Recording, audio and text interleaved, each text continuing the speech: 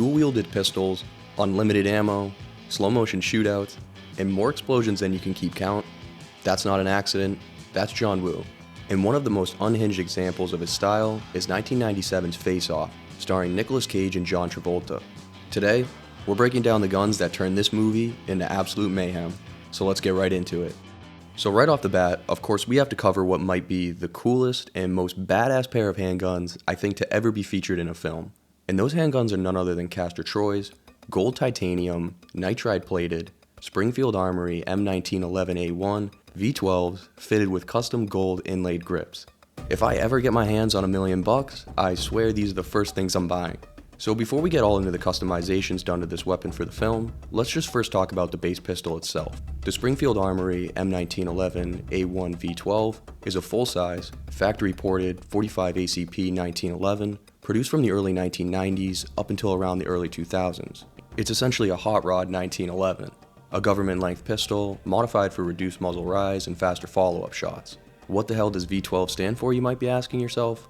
The V12 designation refers to the pistol's 12 barrel ports, arranged in 2 rows of 6, which are visible through the long rectangular windows cut into the top of the slide.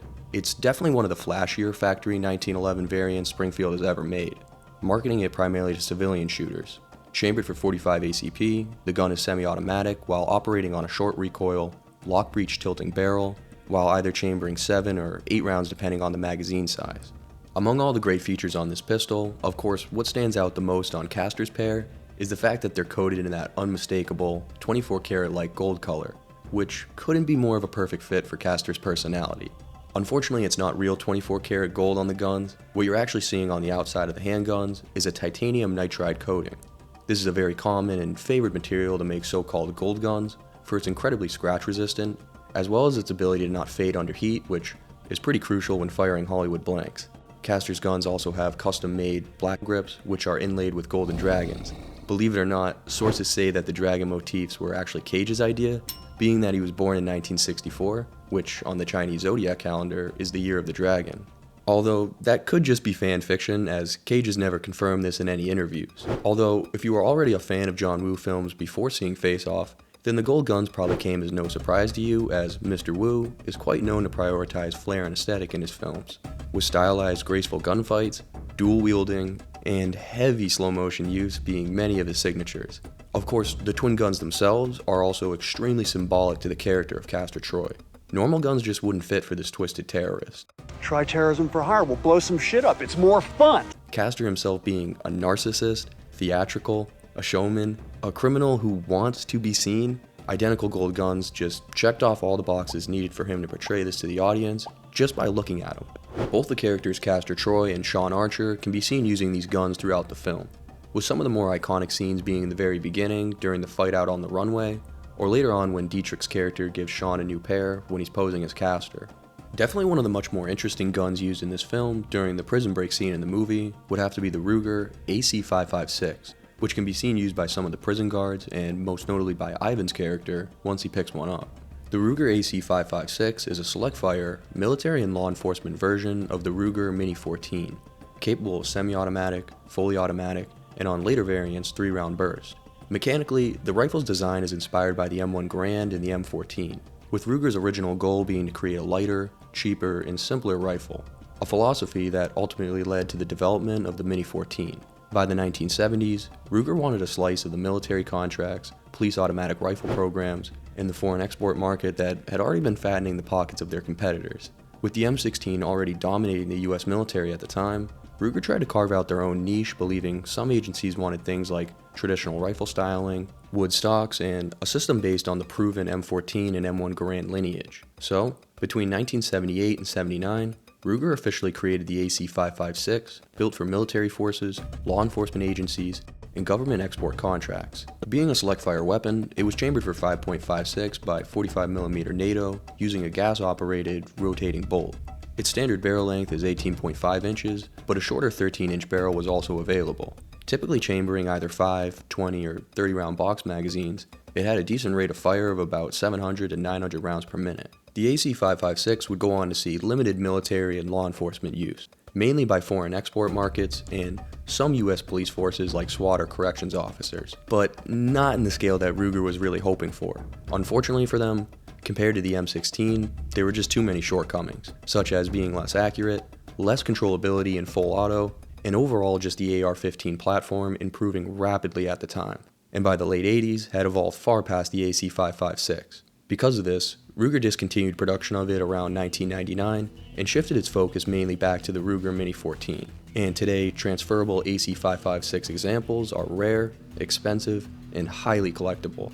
It might be hard to picture any other actors playing the roles of Castor Troy and Sean Archer, but believe it or not, during early development, the script was written envisioning big action stars like Sylvester Stallone and Arnold Schwarzenegger in the lead roles. And at various points, other pairings like Michael Douglas and Harrison Ford, or Alec Baldwin and Bruce Willis were even discussed. Johnny Depp also expressed interest in one of the parts, but ultimately ended up passing on it because, hilariously, he thought originally it was a movie about hockey and not an FBI terrorist plot. In the end, director John Woo cast John Travolta and Nicolas Cage, and the movie went on to become one of the most iconic action films of the 90s. Throughout Face Off, we see several variations of the HK MP5 platform show up in the hands of both FBI agents and various criminals. The shots are quick and chaotic, so it can be a little tough to tell, but in the film we can for sure see at least 3 different variants: the MP5A2, the MP5A3, and the compact MP5K. Since all 3 come from the same legendary submachine gun family, I figured it made the most sense to cover them together. The MP5 line was originally developed in the mid-1960s as part of HK's Project 64, which aimed to create a family of small arms based around the company's now famous roller-delayed system. Unlike most submachine guns of the era that fired from an open bolt, the MP5 fires from a closed bolt, giving it much better accuracy and reducing muzzle climb during automatic fire. Combined with the roller-delayed mechanism, the result was an SMG that shot smoother than almost anything else in its class. By the 1980s and 90s, the MP5 had essentially become the gold standard for SWAT teams, counter-terror units, and FBI protection worldwide. In the film, the FBI agents are most often seen carrying the MP5A2 and the MP5A3. The A2 is the classic full-size MP5 with a fixed polymer stock, offering the most stable platform for controlled burst. This is the configuration real-world tactical units often use for precision-oriented CQB work. The A3, on the other hand, keeps the full-length receiver, but swaps the solid stock for a sliding, 2-position collapsible metal one. This makes the gun shorter and quicker to shoulder when moving through tight hallways or vehicles, which fits perfectly for the FBI's dynamic entry scenes. Both A2 and A3 variants can mount slimline handguards or the classic tropical wide handguard, and both feed from the MP5 signature curved 30-round magazines. Sean Archer, who's really Castor at this point, can also be seen using an MP5K during the speedboat chase.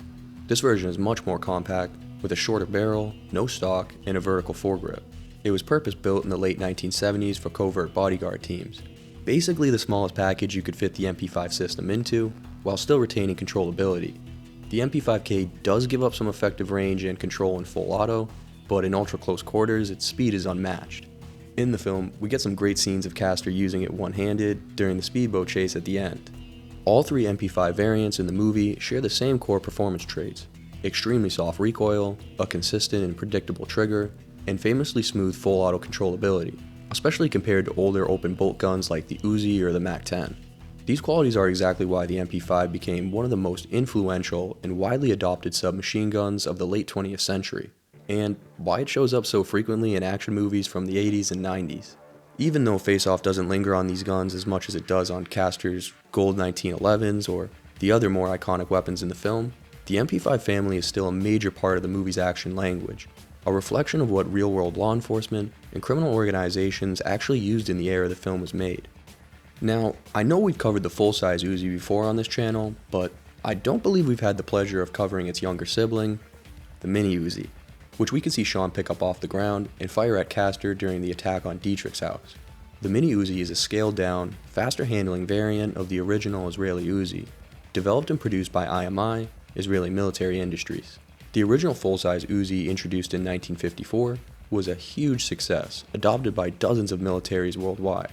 But by the late 1970s, IMI began designing smaller, more modern implementations of that platform for special forces, bodyguard teams, undercover police, and counter-terror units.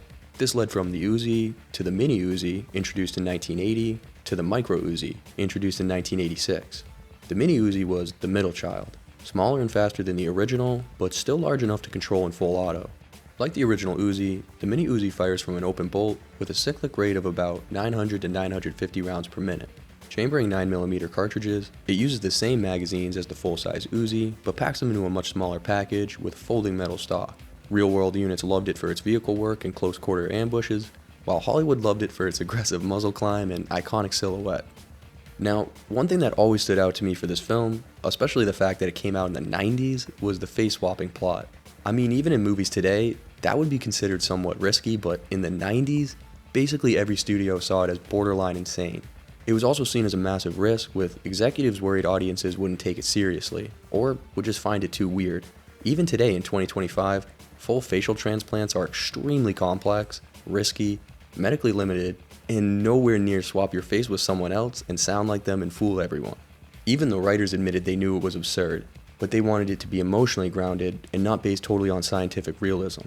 However, the gamble would end up paying off greatly for the studio, as despite everyone thinking the premise was insane, critics went on to praise it, it's become a cult classic, Travolta and Cage's performances absolutely sold the swap and still to this day get praise, and Wu's style made it feel mythic, not stupid.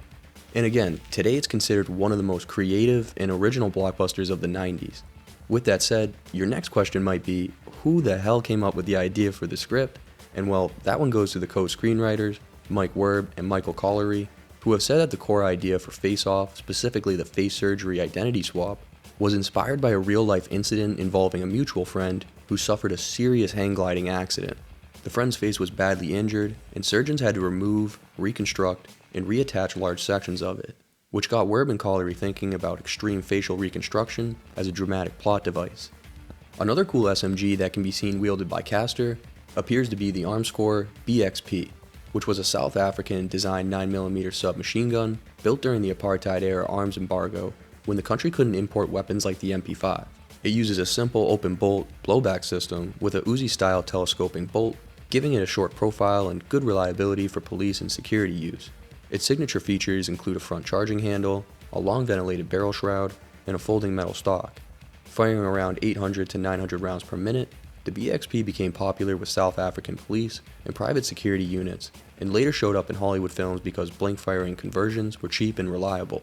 It's one of those rare SMGs that looks familiar but has its own distinct identity, making it a perfect fit for 90s action movies. During the speedboat chase near the end of the film, when Castor shoots at the police boat, we can see many of the officers armed with XM177E2 Commando carbines, also known as the Colt Model 629. These guns have a real interesting history, being one of the earliest attempts to make a short-barreled, carbine-sized version of the M16 rifle. You can think of the XM177E2 as one of the early ancestors of the modern M4 carbine. While it wasn't the only influence, it played a major role in proving that a shortened AR-15 could actually work in real combat, paving the way for later carbines like the M4 and other short-barreled AR variants. One of the main reasons for its creation during the Vietnam War was the US needed a more compact rifle for jungle fighting, something easier to carry for LRRP teams, MACV-SOG, helicopter crews, and pointmen, and a gun that was lighter and faster than the standard M16A1. Using a two-position collapsible cardstock, the gun operated using a direct impingement system while feeding either 20 or 30 round box magazines, chambering 5.56 NATO cartridges, and firing at around 700 to 900 rounds per minute. It's got an 11.5 inch barrel, which is already pretty distinctive, but what really sets the XM apart is the 4.25 inch moderator mounted at the front. This thing was designed to tame the massive muzzle blast and gas issues that come with short barrels. It also acted as a mild sound reducer, but contrary to popular belief, it wasn't a suppressor. The gun was still louder than a full-size M16. The moderator just brought the noise level down to roughly the same zone, so it wasn't deafening in close quarters. Just as importantly, it added back pressure, which helped the short-barreled system cycle much more reliably. Agent Loomis earlier in the film could be seen armed with one as well. Well, that's going to do it for this one, guys. As always, I hope you enjoyed it. If you want to help support the channel, check out our Patreon. It's only $1 a month. Please don't forget to like and subscribe, and hopefully we'll see you in the next one.